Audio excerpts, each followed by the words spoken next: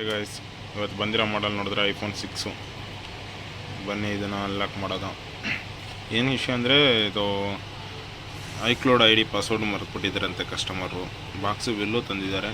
Box bill ತಂದಿರೋದ್ರಿಂದ ಇದನ್ನು ಮಾಡ್ಬೋದು. ಬನ್ನಿ ಇದನ್ನು ಅನ್ಲಾಕ್ ಮಾಡೋದು.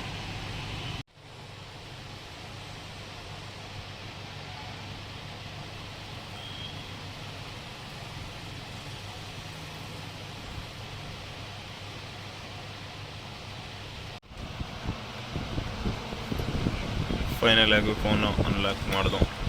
ಐಫೋನ್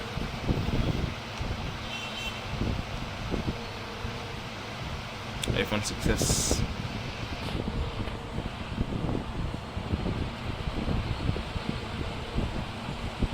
ವಿತ್ ಕಾಲ್ ವರ್ಕಿಂಗ್ ಜೊತೆಗೆ.